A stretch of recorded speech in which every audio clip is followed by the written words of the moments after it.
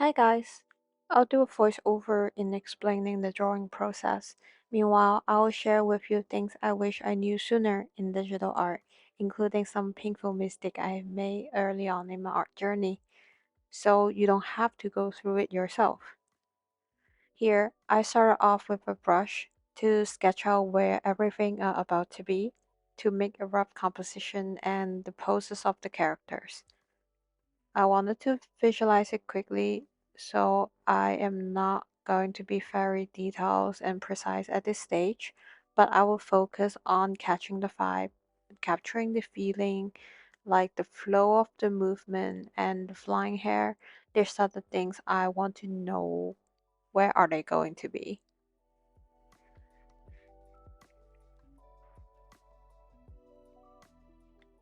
Then I grab the lasso tool to select each object. I'll do one character per layer. It's important for me to learn to use this tool because before I learned to use this tool, I went directly into paintbrush and it's just slow and painful to fill in the blank, man. The edges were not clean, were not sharp.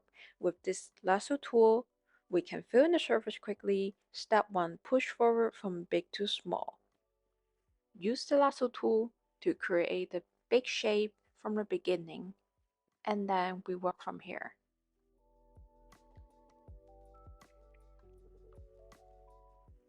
And the second thing I wanted to talk about that is so important is set the right setting.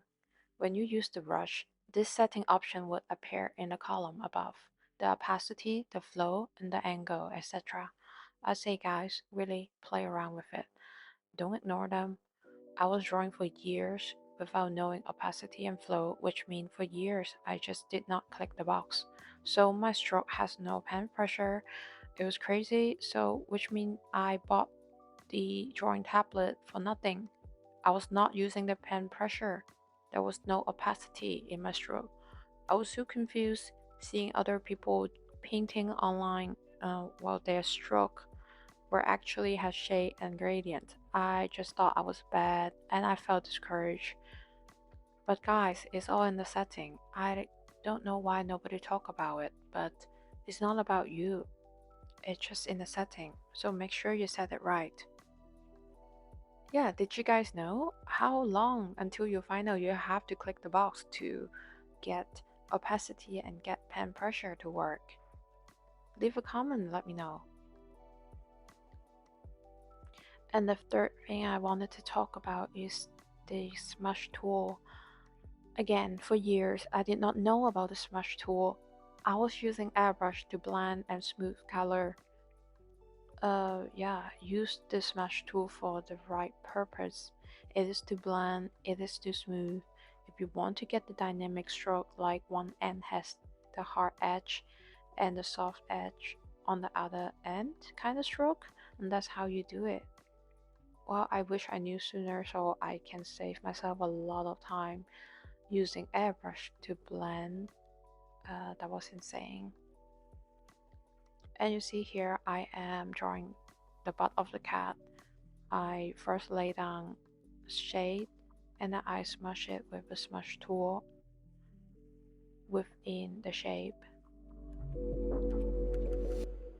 And only until recent years, I've learned the importance of using the right tool and having the right setting in Photoshop really helped you tremendously. I don't know why when in the past when I was talking to my arty friend, none of them really talk about it. And layer management.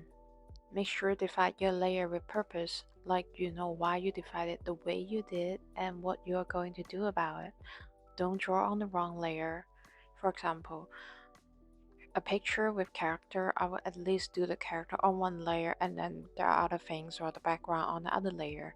If you have the character hair, draw on the background layer just because it was handy at the time, which I did to myself, which is not good.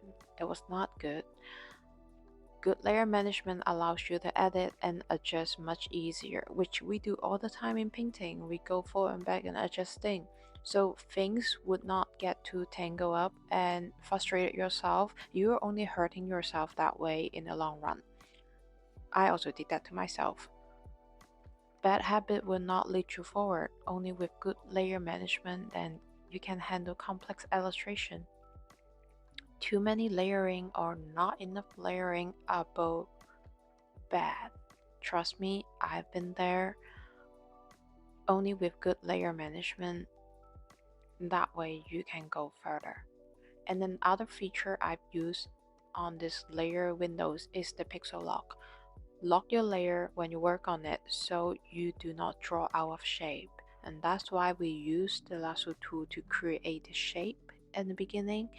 And on one layer, lock the layer, work on that layer. And in this way, it's clean, it's tidy, it's just not messy. Guys, tools and system and habit and setting really matter. It matters so much. Some people say, yeah, brushes don't matter, as long as you know what you're doing. But guys, this is not true. You can try to cut a stick up with a butter knife, but it's just not handy. You don't want to work like that. It will discourage you, it will burn you out before you can reach the level that you're satisfied with. Make sure you have the right tool and the good setting and a good habit. For the longest time, I wasn't using the Navigator, which means I had no constant overview of the whole picture. I remember I've tried using it because I've saw other people use it, but nobody explained to me why is that? Why do we need this? Okay, I'm giving it to you. Why do I need a second window while I already have my canvas to draw on? And this smaller window, I can't even draw on it. So what was the point? The point is, beginner often got so caught up by details too early and lose overview. We need to remember when people look at our art, they look at the whole thing. Yeah, screw that in your mind.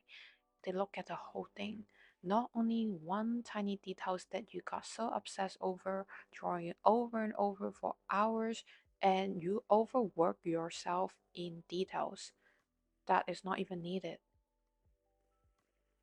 So in short, if you don't want to waste your time, don't lose overview. You want to evenly distribute your time over in the overall picture. So keep your eye on the navigator, always looking where need to be worked on, so you can improve the picture as a whole, not just one singular thing. And the mindset is so important. I don't know, have you guys seen Queen Gambit? When the little girl, Beth, the main character, she was little, she would often think of playing chess in her head when she's not playing. She would rehearse the scenario and flow in her head. So when she's at the game, she's prepared because she has seen it in her head. With good drawing, I need you to do that as well. Draw so much with your head. Draw and paint and think of the workflow in your head when you're not drawing. And this way, you can improve so fast. I'm not even kidding. It's like this is like some spiritual thinking, but this is the fastest way to improve is not to draw, but thinking. And then come back to it later. When we stare at the same picture too long, we don't see it anymore. So when you're finished, walk away, go to cook, go to shower, come back later. You have better judgment that way. We need to build a system for ourselves to work. And I'm hereby giving it to you all so you don't have to take the wrong turn like I did. I got even so discouraged, I stopped drawing for 5 years. What I've realized is that a lot of people do art and they do art really well. They just show what they do, or they just tell you you have to do certain things, but nobody ever really break down to me why they do what they do. So even I just do it, but I didn't understand why. Here, I'm giving it to you, and I will color it next time. Thank you for watching. I'll see you next time. Bye.